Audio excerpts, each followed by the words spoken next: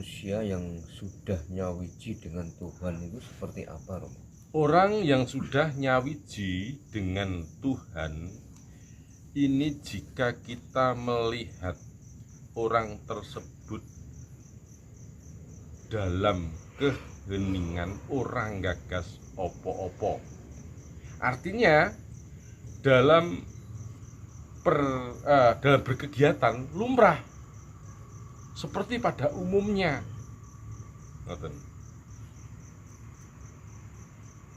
Tapi ketika sudah maneges, maka hilang watak orang tersebut.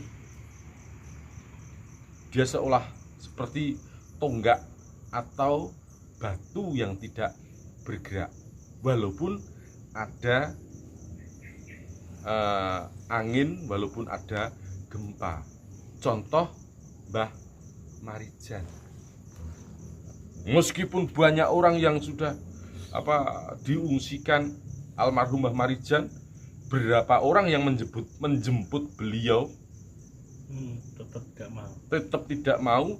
Dan ketika rame-ramenya dia bertafakur, bersujud ke hadapan Allah Subhanahu wa taala, mohon untuk dihentikan gempa itu, maka beliau pun meninggal dengan keadaan sujud.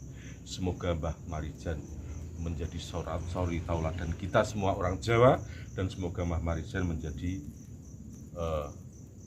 umat yang husnul khotimah. Amin. Amin. Orang yang sudah nyawiji dengan Tuhan, apakah nanti matinya bisa dikatakan mati sempurna, atau ada juga yang istilahnya moksa itu? Bisa dijelaskan, Romo? Kamuksan itu sejauh saya melihat sampai saat ini, di zaman kehidupan saya, tapi jadi di zaman kehidupan saya belum pernah tahu yang bagaimana namanya moksa.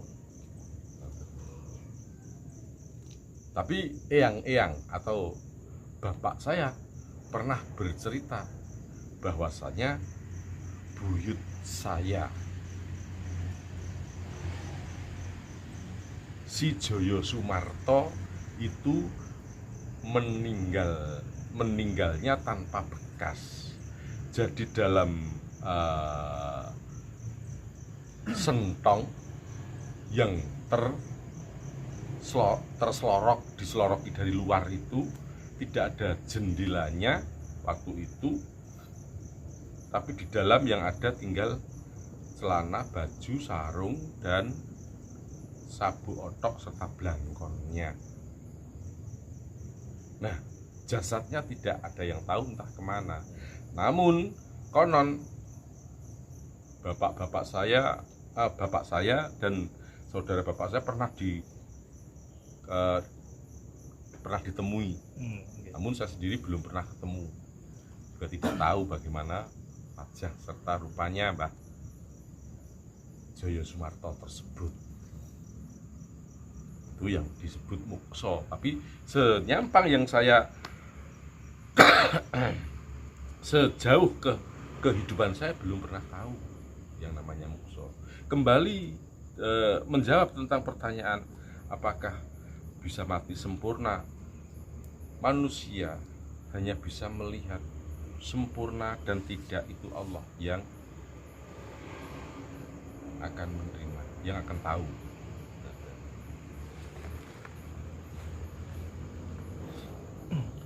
Terkait dengan moksa tadi, Romo, apakah setiap manusia itu bisa mati moksa?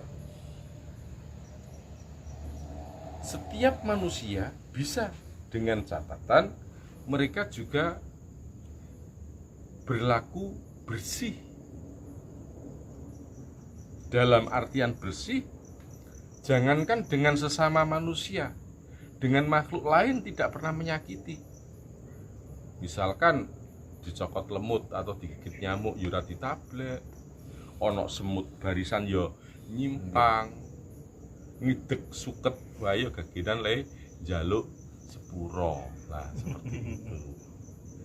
Kan mungkin penjenengan juga pernah tahu bahwasanya orang dulu itu ada yang menyabit rumput, istilahnya ngarit, itu berdoa dulu. Nyuwun njaluk sepuro karo si suket mau. Kowe tak babat kanggo pakane Rajakaya. Ora tak nyonyo, kowe pancen kodratmu dadi pakane Rajakaya. Niki terkait dengan pindahnya ibu kota ke Kalimantan. Oh ya. Jika dilihat dari sisi spiritual, kedepannya setelah dipindah ke Kalimantan itu akan semakin baik ataukah sebaliknya? Mas, Nggih. kalau saya optimis akan semakin baik. Secara logika, ibu kota Jakarta itu sudah penuh, penduduknya sudah padat. Tidak mungkin pemerintah harus mengurai penduduk untuk dipulangkan ke tempat asalnya. Dan ekonomi Jakarta sudah berjalan. Bagus. Roda ekonomi di Jakarta sudah bagus. Nah, lantas perpindahan ibu kota ke Kalimantan, maka saya optimis bagus karena baik. Karena apa? Memang saat sekarang masih dalam kondisi sepi. Jarang penduduk, namun yang namanya kota, pusat pemerintahan, nantinya akan datang para urban mencari kehidupan yang baru di sana, yang makin lama juga akan menyamai dengan ibu kota. Itu yang pertama.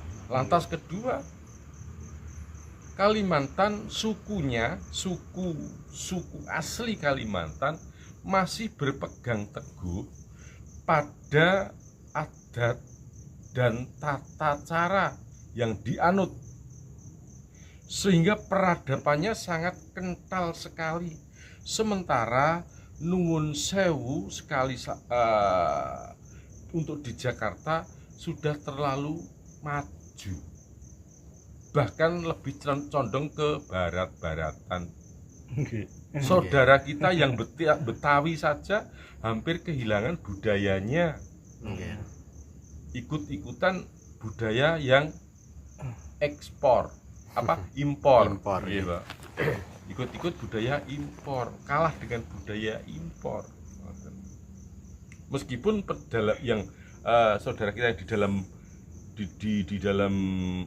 Betawi masih mempertahankan, tapi gaya hidupnya ya tetap metropolis kan gitu. Nah, beda dengan Kalimantan yang masih kental sekali. Jadi intinya akan semakin membaik ya, Bung. Semakin membaik, bahkan itu yang nantinya akan menjadi barometer persatuan negara-negara. Mengapa demikian? Ketika saya mengikuti upacara penempatan air dan bumi dari berbagai provinsi, ritual Kendi Nusantara Kolo ini. Nah, ritual Kendi Nusantara itu bagi penjenengan atau adik-adik kita yang tidak pernah mengungkap buku sejarah, maka itu dianggap yang pertama kali. Padahal sebelumnya sudah berdirinya Keraton Surakarta Hadiningrat pindah ke Kartosuro dari Kartosuro pindah ke Surakarta Hadiningrat itu pernah ada di Tugu Solo. Itu di bawahnya tempat menanam tanah dari berbagai bupati Patmonconegoro pada masa itu, dan alhamdulillah Solo bisa berjaya hingga sampai detik detik ini Kasunanan Surakarta Diningrat gitu. Berarti dulu pernah dilakukan seperti itu. Betul. Termasuk ketika Sumpah Palapa Patih Gajah Mada juga pernah melakukan hal yang sama. Ngoten. Jadi yang dilakukan oleh pemimpin kita, pemimpin negara kita, Pak Jokowi itu, kalau saya boleh ngomong ya menedak laku, artinya meniru perjalanan pendahulunya. Lho pancen wong Jawa, Mas. Wong Jawa.